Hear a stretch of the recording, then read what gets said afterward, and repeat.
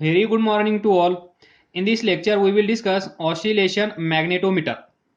तर पहा, या अगोदरच्या लेक्चरमध्ये आपण डिस्कस केलं होतं की इथे असं मॅग्नेटिक फील्ड असेल आणि या मॅग्नेटिक फील्डमध्ये जर आपण छोटासा मॅग्नेट बार मॅग्नेट किंवा शॉर्ट बार मॅग्नेट किंवा मॅग्नेटिक डायपोल जर ठेवला तर काय होतं. या साईडला असेल -m, या साईडला असेल +m. -m म्हणजेच साऊथ पोल, +m म्हणजेच नॉर्थ पोल. आणि तुम्हाला माहित आहे काय माहित आहे, हा छोटासा dipole that is magnetic dipole जेव्हा आपण एका एक्सटर्नल मॅग्नेटिक फील्डमध्ये ठेवतो त्यावेळेस काय होतं, या साईडला फोर्स एक्झर्ट होतो due to this external magnetic field आणि तो किती असतो, F is equal to mb. तर हा याच डायरेक्शनमध्ये का, इथे पहा magnetic charge that is m म्हणजे पोल स्ट्रेंथ या साईडला कशी आहे, positive, that is north pole of this magnetic dipole. याच्यावर या साईडला जो फोर्स एक्झर्ट होतो तो फोर्स असतो F is equal to mb आणि या फोर्सची डायरेक्शन असते, ज्या डायरेक्शन मध्ये मॅग्नेटिक फील्ड आहे त्याच डायरेक्शन मध्ये हा फोर्स असतो. Force is in the direction of magnetic field. जर हा चार्ज पॉझिटिव्ह असेल तर मग तुम्ही +m म्हणा किंवा नॉर्थ पोल म्हणा. तर या साईडला मायनस असल्यामुळे या डायरेक्शन मध्ये फोर्स एक्झर्ट होईल, तो पण किती असेल, F is equal to mb. पण हा फोर्स या डायरेक्शन मध्ये आहे, ज्या डायरेक्शन मध्ये मॅग्नेटिक फील्ड आहे, हा फोर्स या डायरेक्शन मध्ये आहे, त्या डायरेक्शन मध्ये मॅग्नेटिक फील्ड नाहीये. म्हणजे हा फोर्स मॅग्नेटिक फील्डला अपोजिट डायरेक्शन मध्ये आहे, हा फोर्स मॅग्नेटिक फील्डच्या त्याच डायरेक्शन मध्ये आहे. म्हणजे इथे पहा, हा फोर्स इकडे खेचेल म्हणजेच इथे प्युअर रोटेशनल मोशन असेल. हे दोन फोर्स कपल तयार करतील आणि कपल तुम्हाला माहित आहे, due to couple there is pure rotational motion of this magnetic dipole. त्यानंतर काय झालं, झालं असं, हा छोटासा magnet that is magnetic dipole -m +m south north. Distance किती असतं, that is length of this magnetic dipole is 2l. तर काही वेळानंतर असं दिसून आलं की हा जो मॅग्नेट आहे, छोटासा magnet that is magnetic dipole, तो काही वेळानंतर असा दिसून आला. तर इथे असेल force is equal to mb, इथे असेल force is equal to mb. हे दोन फोर्स एकमेकांना या पोझिशनला काय करत आहेत, एकाच पॉइंट मधून जात आहेत, मॅग्निट्यूड सेम आहे, दोन फोर्स एकमेकांना अपोजिट डायरेक्शन मध्ये आहेत. तर इथे नेट फोर्स या पोझिशनला net force on this magnetic dipole किती असेल, भोपळा, दॅट इज 0. या पोझिशनला टॉर्क किती असेल, नेट टॉर्क या पोझिशनला तो पण असेल 0. म्हणजेच when this dipole is suspended in uniform magnetic field, हे मॅग्नेटिक फील्ड कसं आहे, युनिफॉर्म. ज्यावेळेस आपण या युनिफॉर्म मॅग्नेटिक फील्ड मध्ये हा छोटासा डायपोल ठेवतो किंवा सस्पेंड करतो, इथे असा सेंटर असेल आणि इथे आपण एका दोरीने काय करणार, सस्पेंड करणार. सस्पेंड केल्यानंतर हा छोटासा डायपोल नेहमी या पोझिशन मध्ये राहण्याचा प्रयत्न करतो. That is when a dipole is suspended in uniform magnetic field, it will align itself parallel to field. Parallel to field. बरोबर. हा असा होता, तो असाच राहील.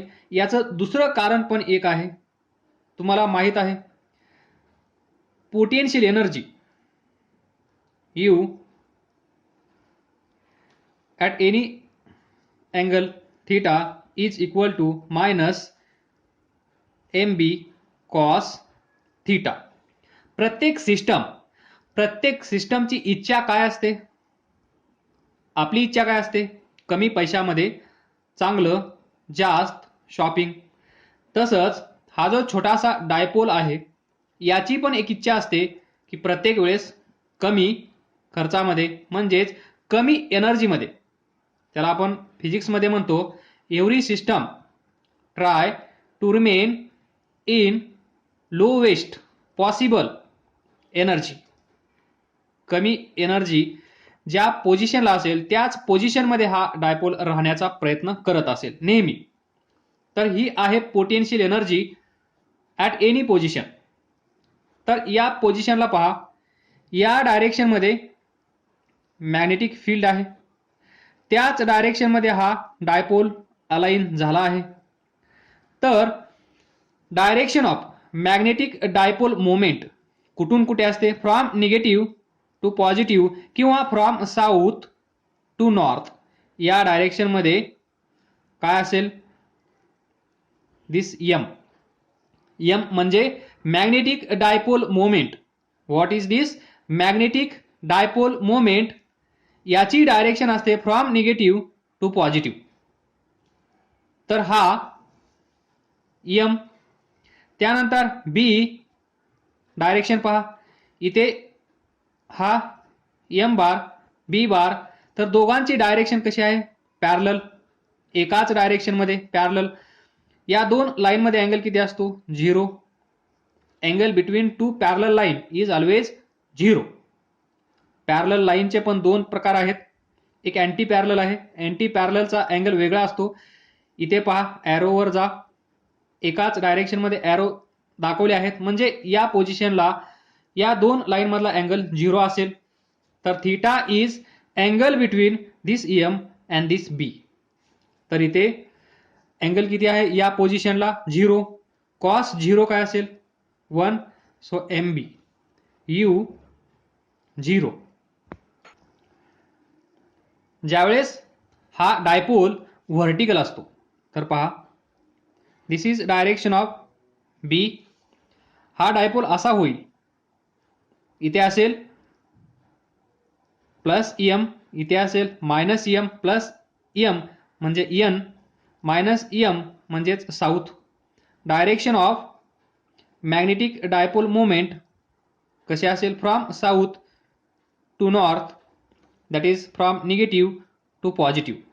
या पोझिशनला पहा, angle between this M, sorry हा एम नाही, हा एम कॅपिटल एम बार, याच्यामधला याची डायरेक्शन अशी आहे, मॅग्नेटिक फील्डची डायरेक्शन अशी आहे. तर या दोघांमधला अँगल पहा, दिस अँगल किती आहे? 90. तर कॉस 90 काय असेल? 0. So U 90 is equal to 0. Number 1. Number 2. Then ज्यावेळेस हा शॉर्ट डायपोल असा होईल, this is direction of B. इथे पहा, हा छोटासा डायपोल इथे असेल नॉर्थ, इथे असेल साऊथ. नॉर्थ म्हणजे प्लस एम, साऊथ म्हणजे minus M. Direction from negative to positive. ही डायरेक्शन कोणाची असेल? या एम बारची. तर या पोझिशनला पहा, या डायरेक्शनमध्ये बी आहे, या डायरेक्शनमध्ये एम बार आहे. तर इथे अँगल किती आहे? 180. Angle between B bar and M bar. Angle between magnetic field, direction of magnetic field and direction of magnetic dipole moment. तर इथे पहा U180 is equal to cos 180 काय असेल लवकर सांगा. -1 मायनस मायनस प्लस काय येईल EMB इक्वेशन 3. तर इथे पहा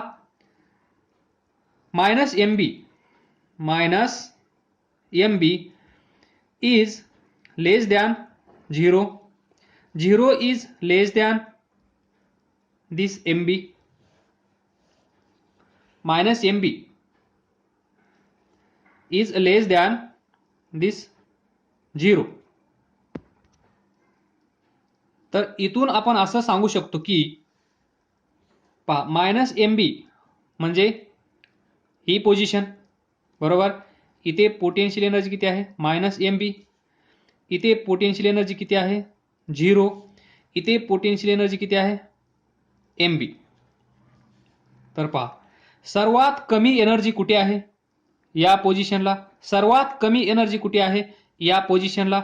म्हणूनच हा शॉर्ट डायपोल शॉर्ट बार मॅग्नेट काय करेल नेहमी या पोझिशन मध्ये राहण्यास पसंती देत असेल किंवा या पोझिशन मध्ये याला राहू वाटत असेल तर ही असेल त्याची फायनल पोझिशन. तुम्ही या शॉर्ट डायपोलला कसंही डिस्टर्ब करा कुठल्याही डायरेक्शन मध्ये डिस्टर्ब करा तो नेहमी फायनली या पोझिशन मध्ये येऊन राहण्याचा प्रयत्न करेल. म्हणजे आपण याला जर कोणी याला या डायरेक्शन मध्ये खेचण्याचा प्रयत्न केला तर तो परत या डायरेक्शन मध्ये या पोझिशन मध्ये येण्याचा प्रयत्न तो करणार. म्हणजेच हा परत येत आहे. तर क्वेश्चन असा आहे हा परत येत आहे तर याला परत घेऊन कोण येत आहे असा क्वेश्चन आहे. क्वेश्चन काय आहे पहा ही असेल ओरिजिनल पोझिशन म्हणजे सदैव हा जो डायपोल आहे तो या पोझिशन मध्ये राहण्याचा प्रयत्न करत असेल तर लक्षात घ्या ज्यावेळेस इथे अशी पोझिशन दाखवली आहे या पोझिशन मधून तो असा होणार हे नक्की झालं आता. पण या पोझिशन मधून आपण याला या पोझिशन मध्ये घेऊन गेल्यानंतर तो या पोझिशनला येईल. म्हणजे इथून इथे आणि इथून इथे ही सायकल चालू राहील. म्हणजे ज्यावेळेस आपण याला अँटी क्लॉकवाईज डायरेक्शन मध्ये असं फिरवू म्हणजेच याला असं बनवू त्यावेळेस हा परत इथे येत असेल या पोझिशनला. मग या पोझिशनला घेऊन कोण येत असेल इकडे तर घेऊन जाणार कोण आहे आपण. याला अँटी क्लॉकवाईज डायरेक्शन मध्ये कोण फिरवत आहे आपण. पण परत घेऊन कोण येत आहे आपली तर इच्छा नाहीये कारण आपण याला असं घेऊन गेलो आहोत म्हणजे आपली इच्छा नसणार त्याला परत घेऊन येण्याची. जर परत घेऊन येण्याची आपली इच्छा असती तर आपण याला इकडे घेऊन गेलोच नसतो. तर याला आपण इकडे घेऊन गेलो याला आपण डिस्टर्ब केलं. डिस्टर्ब केल्यानंतर तो परत येत आहे. परत डिस्टर्ब केलं परत येत आहे. परत डिस्टर्ब केलं परत येत आहे. त्यापैकी एक कारण तुम्हाला माहित आहे प्रत्येक सिस्टम मिनिमम एनर्जी मध्ये मिनिमम पॉसिबल एनर्जी मध्ये राहण्याचा प्रयत्न करत असतो आणि ती पोझिशन इथे आहे तीही आहे.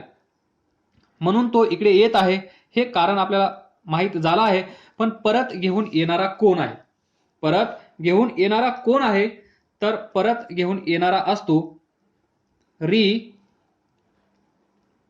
Storing torque. तर पहा तुम्ही हे पाहिलं आहे सिंपल हार्मोनिक मोशन मध्ये. याला आपण इकडे घेऊन गेलो तर इथे असणारा restoring force F is equal to -kx. Negative sign आहे म्हणजेच फोर्स हा डिस्प्लेसमेंटला कसा असतो अपोजिट. इकडे पहा डिस्प्लेसमेंट या डायरेक्शन मध्ये होत आहे. फोर्स अपोजिट डायरेक्शन मध्ये या बॉबवर या पोझिशनला एक्झर्ट होत असेल याला म्हणतो आपण रिस्टोरिंग फोर्स. त्याचप्रमाणे इथे असेल रिस्टोरिंग टॉर्क. हे कधी असेल फॉर छोटासा डिस्प्लेसमेंट तेव्हाच आपण याला लिनियर सिंपल हार्मोनिक मोशन म्हणू शकतो. जर लार्ज डिफ्लेक्शन असेल हा बॉब खूप दूर जात असेल तर ती अँग्युलर सिंपल हार्मोनिक मोशन असेल लिनियर सिंपल हार्मोनिक मोशन नसेल. ते पण लक्षात ठेवा. तर आपल्याला एवढं समजलं की हा परत येत आहे म्हणजेच परत येण्यासाठी याची गरज आहे, रिस्टोरिंग टॉर्क. जेव्हा जेव्हा आपण हा डायपोल मॅग्नेटिक फील्डमध्ये ठेवतो तेव्हा तेव्हा या मॅग्नेटिक फील्डमध्ये या डायपोलवर टॉर्क एक्झर्ट होत असतो. Torque is equal to M B sine theta. हे सर्वांना माहीत आहे. ज्या ज्या वेळेस आपण डायपोल मॅग्नेटिक फील्डमध्ये ठेवला त्या वेळेस त्या डायपोलवर टॉर्क एक्झर्ट झाला, ही पोझिशन सोडून. बरोबर आहे. या पोझिशनमध्ये येण्यासाठी म्हणजेच हे दोन फोर्स आहेत रिस्पॉन्सिबल हा टॉर्क क्रिएट करण्यासाठी. तर एवढा टॉर्क याच्यावर एक्झर्ट होतो आणि हा या पोझिशनला येतो, म्हणजेच हे फोर्सेस. तर पुढे पहा, रिस्टोरिंग टॉर्क किती असला पाहिजे. याच्यावर या पोझिशनपासून या पोझिशनमध्ये येण्यासाठी त्या पोल्सवर एवढा टॉर्क एक्झर्ट होत असेल एम बी साइन थिटा, तर रिस्टोरिंग टॉर्क किती असेल. रिस्टोरिंग टॉर्क किती असेल त्याच्या opposite, tau is equal to minus M B sine theta. एवढा टॉर्क तिथे असेल आणि या टॉर्कला आपण म्हणतो रिस्टोरिंग टॉर्क. बरोबर आहे. कुठलाही डायपोल ज्यावेळेस आपण मॅग्नेटिक फील्डमध्ये ठेवतो त्यावेळेस त्या मॅग्नेटिक फील्डमुळे या डायपोलवर एवढा टॉर्क एक्झर्ट होत असतो. म्हणजे त्याची अमाऊंट आपल्याला कळली आहे. म्हणजे याच्या अपोजिट डायरेक्शनमध्ये म्हणजेच मायनस एवढा टॉर्क रिस्टोरिंग टॉर्क अवेलेबल असेल. Now see, this is the direction of magnetic dipole moment m bar. Length of this dipole is 2l. सर्वांना माहित आहे, इथे दाखवली आहे. त्यानंतर पहा, हा झाला रिस्टोरिंग टॉर्क. इथे कोणती मोशन होत आहे, प्युअर रोटेशनल मोशन. मग for rotational motion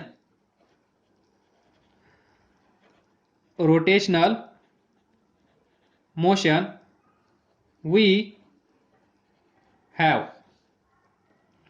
torque is equal to I alpha, where I is moment of inertia of this dipole, alpha is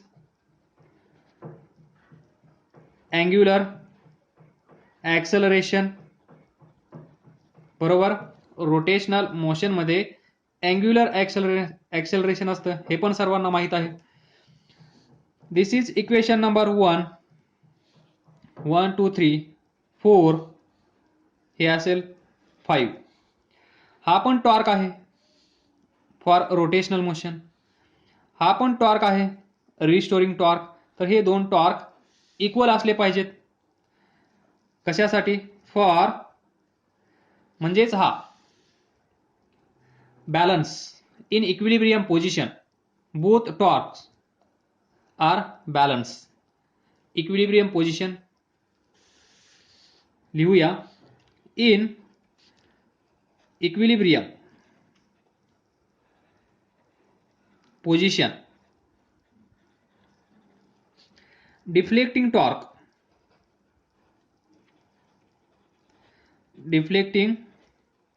torque and restoring torque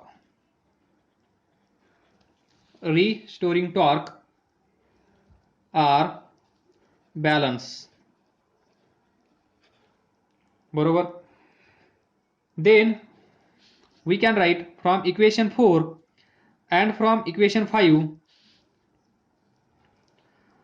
I alpha is equal to minus mb sin theta. इथे पहा, हे जे deflection असतं हे खूप खूप कमी असतं, स्मॉल असतं. म्हणजेच as theta is very small, sine theta काय असेल, साइन थीटा असेल, कारण sine 0 is equal to 0, very small. Sine theta is equal to theta, theta theta 0 0 theta theta असं लक्षात ठेवा. Very small, as theta is very small sine theta is equal to theta. तर मग हे equation कसं लिहिता येईल? इथे पहा, this is direction of magnetic dipole moment. हे आपण या अगोदर पण डिस्कस केला आहे. हा अँगल असेल थीटा, बरोबर. हे डिस्टन्स किती आहे? 2L. तर हे डिस्टन्स, इथे फोर्स आहे MB, इथे फोर्स आहे MB, म्हणजेच कपल फॉर्म झाला आहे. तर या कपलमुळेच इथे प्युअर रोटेशनल मोशन आहे. तर इथे अँग्युलर डिस्प्लेसमेंट किती आहे? थीटा. तर हे डिस्टन्स किती असेल? Hypotenuse 2L. थीटा, तर हे डिस्टन्स किती असेल? 2L sine theta. तर पहा, MB torque MB into 2L sine theta couple. हा स्मॉल m आहे. तर तुम्हाला माहित आहे हा कॅपिटल M काय असतो? 2L into pole strength. तर इथे पहा 2L पण आहे, स्मॉल m पण आहे, m 2L, म्हणजे m 2L च्या जागेवर आपण काय लिहू शकतो? हा capital M B sine theta. अशा प्रकारे तुम्ही करू शकता दिस MB साइन थीटा. हे आपण डिस्कस केलं आहे, म्हणून इथे ते डिस्कशन केलं नव्हतं. तरी पण कोणाला कन्फ्युजन असेल तर this is solution for you. Then see here this I alpha is d2 by dt square, double derivative of angular displacement. माहित नसेल तर then from this I alpha is equal to minus MB theta. कोणी याला असं लिहिल I into d2 theta by dt square is equal to minus MB theta. दोन्ही बरोबर आहे. अल्फाची व्हॅल्यू इथे पुट केली आहे, बाकी डिफरन्स काही नाहीये. तर इथून पहा, alpha is equal to minus MB divided by I into theta. तर इथे पहा, linear SHM A is equal to minus omega square x. A म्हणजे काय? Acceleration. d2x by dt square is equal to minus omega square x. इथे पहा, alpha linear acceleration, angular acceleration,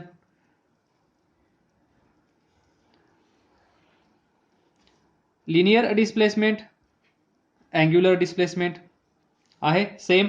linear simple harmonic motion. मग ही कोणती असेल? दिस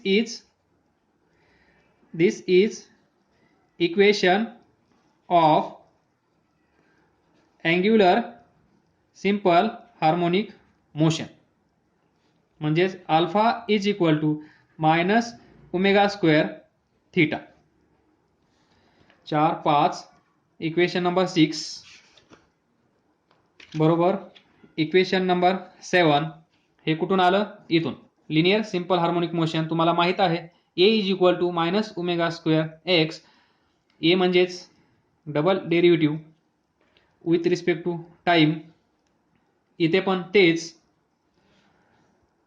हे equation तुम्ही असंही लिहू शकता. From this we can write, or by comparing equation 6 and equation 7 we get omega square is equal to MB divided by I. बरोबर. what is omega? 2 pi by t square is equal to MB by I. त्यानंतर 4 pi square upon t square is equal to MB upon I. आपल्याला पाहिजे काय, this T.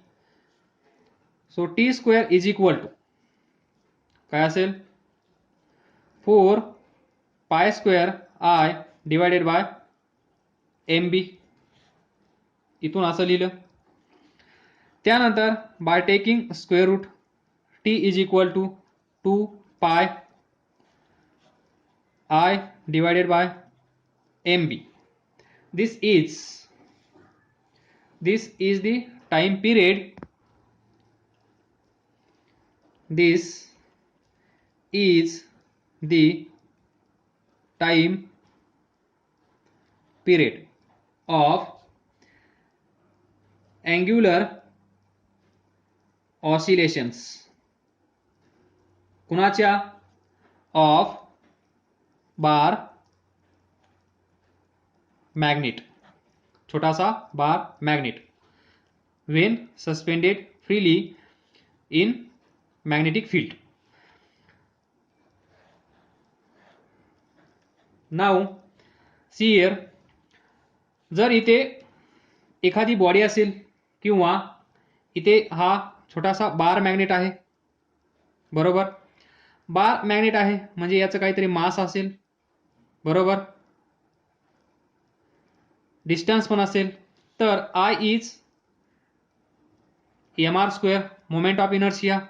मास असेल, distance असेल, तर इथे I is not equal to 0. म्हणजे या केसमध्ये मोमेंट ऑफ इनर्शिया कधीही 0 होणार नाही. त्यानंतर एम, दिस एम, हा एम म्हणजे काय, मॅग्नेटिक डायपोल मोमेंट. जर मॅग्नेट असेल, बार मॅग्नेट असेल, डायपोल असेल, तर इथे हा एम बार असलाच पाहिजे. म्हणजे M also not equal to 0.